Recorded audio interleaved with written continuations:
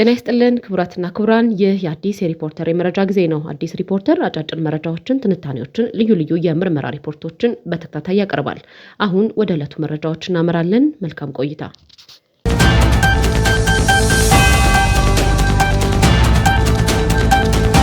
የኢሳያስ እቅድ እንደሆነ የተነገረለት ወረራ በአፋር ክልል ተፈጸመ።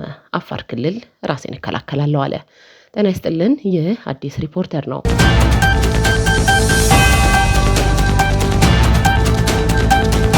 በአፋር ክልል ተጀመረ የተባለው ወረራ የፌዴራል ስርዓቱን እናፈርሳለን በሚል ወቅታዊ ዝግጅቱን እያጠናከሩ ያሉት የፕሬዝደንት ኢሳያስ እቅድ መሆኑን አቶ ጌታቸው ረዳ አመለከቱ። በአፋር ክልል ላይ የተጀመረ ወረራን አስመልክቶ እናንተ ኋላ ቀር ቡድኖች ወደ አፋር የሚወስደውን መንገድ በመዝጋት የአፋርን ሕዝብ እንደ መደራደሪያ መሳሪያ ለመጠቀም ፍላጎት እንዳላችሁ አውቃለሁ ሲሉ አቶ ጌታቸው አሳውቀዋል። ድርጊቱንም ክህደት ብለውታል።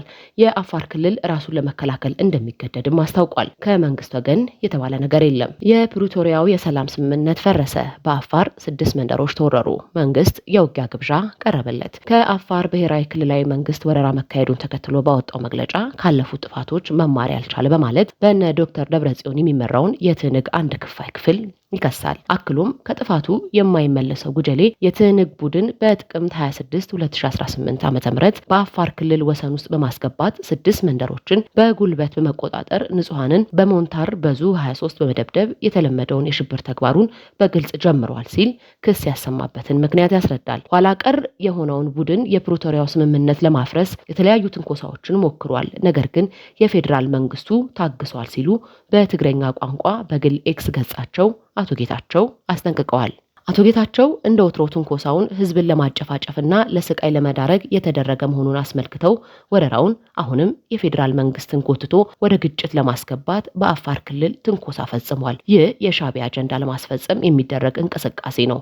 ለዚህም ዋነኛ ተጠያቂዎቹ ፍስሐ ማንጁስና ዮሐንስ ናቸው ብለዋል። የአፋር ክልላዊ መንግስት መግለጫውን አዛውንቶቹ ሲል የጠራቸው እነዚህ ክፍሎች የህወሓት ጉጀሌ በአፋር ክልል በዞን 2 በመጋሌ ወረዳ ቶንሳ ቀበሌ ወርአና ሚልኪ በሚባሉ ልዩ አካባቢዎች ወሰን ተሻግሮ በመግባት ከምሽቱ 1 ሰዓት አካባቢ በንጹሃን የአፋር አርብቶ አደሮች ላይ ከባድ የመሳሪያ ተኩስ በመክፈት የፕሪቶሪያውን ስምምነት በግጭት አዋጅ በግልጽ አፍርሷል በማለት ጦርነት መታወጁን አስታውቋል።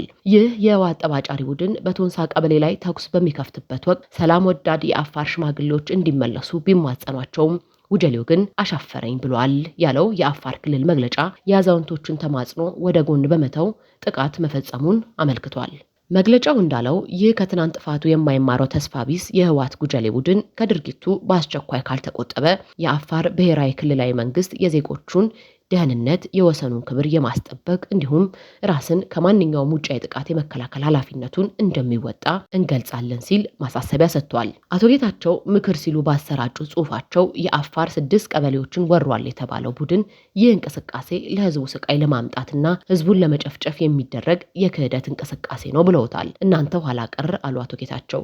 እናንተ ኋላ ቀር ቡድኖች ወደ አፋር የሚወስደውን መንገድ በመዝጋት የአፋርን ህዝብ እንደ መደራደሪያ መሳሪያ ለመጠቀም ፍላጎት እንዳላችሁ አውቃለሁ ሲሉ አስቀድመው የሚያውቁትን ምስጢር ይፋ አድርገዋል። ይህ እንዲሆን በፍጹም አታስቡ አሉ አቶ ጌታቸው። አከሉና የትግራይ ጦር ቲዲኤፍ እና ቲፒኤፍ ትግራይን ከፌዴራል መንግስት ጋር በምንም መልኩ የሚያጋጭ አጀንዳ የላቸውም። ስለዚህ ይህ ኋላ ቀር ቡድን የሻዕቢያ አጀንዳ መጠቀሚያ እንዳይሆን መታገል ያስፈልጋል ሲሉ ሁሉም ወገኖች ሊይዙት የሚገባውን አቋም አስታውቀዋል። የአፋር ክልልን ዘልቆ የገባው የትግራይ ህዝብ ነጻ አውጪ ጦር አንድ ክፋይ በወረራ የያዛቸው የተባሉት ቀበሌዎች ወርአ፣ ኩሰበበራ፣ ዶያ፣ ገዳ አባለ፣ ካርማ፣ አጋአሚልኪ መሆናቸው ታውቋል። በሌላ አቅጣጫ የከባድ መሳሪያ ልውውጥ እንደሚሰማ ምስክሮች እያሳወቁ ነው። የአፋር የጸጥታ ኃይሎችም ሆነ በመከላከያ በኩል ግልጽ ምላሽ መስጠት ስለመጀመራቸው የተባለ ነገር የለም። ይሁን እንጂ ክልሉ ወረራውን ለመከላከል እንደሚገደድ ባስታወቀው መሰረት ኃይሉን ማዘጋጀቱ ታውቋል። በዶክተር ደብረጽዮን የሚመራው የትህንግ ቡድን ይህ ዘገባ እስከተጻፈበት ጊዜ ድረስ ምንም ያለው ነገር የለም።